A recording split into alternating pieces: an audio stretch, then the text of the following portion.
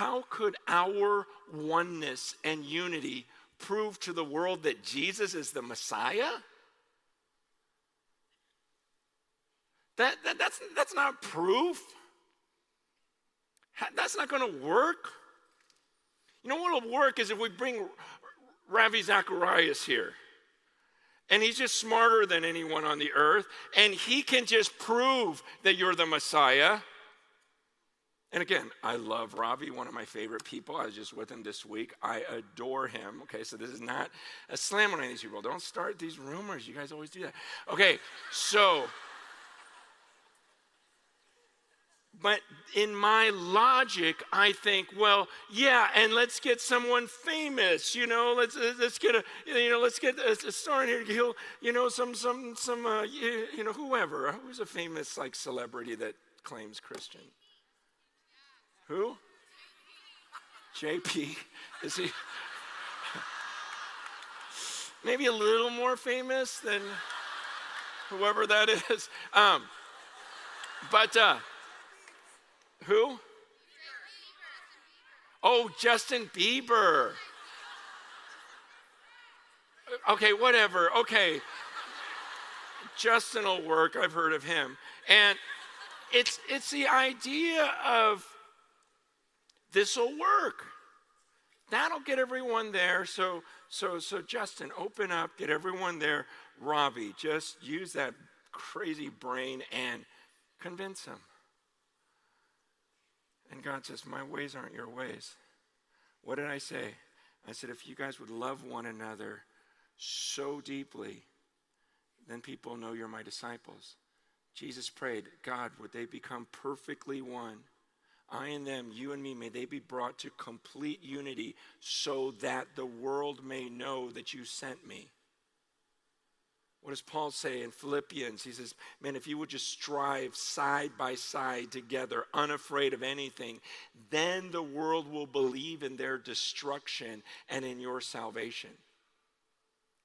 That doesn't seem like it's going to work.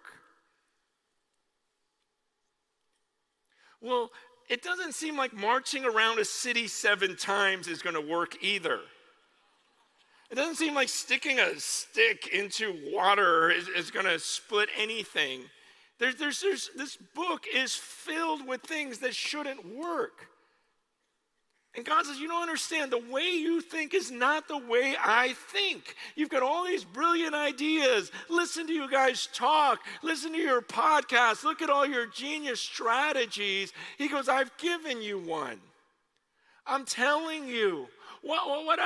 See, this is the problem is we learned all our theology in seminary, and then I learned how to grow a church at conferences like this. And so my theology is telling me that the flesh does nothing. It's the Spirit who gives life. The flesh is of no help at all. And my theology is telling me, gosh, so I can't make someone fall in love with Jesus. The best thing I can do is get on my face and just beg God, Lord, would you enlighten their eyes? When you enlighten the eyes of their heart, man, let's get on our face and say, man, my next door neighbor still doesn't get it. God, you are my only hope. And to fast and to pray and to beg. But my conference is telling me, no, there's a lot of things you can do. Yeah, fast and pray, yeah, sure. But then,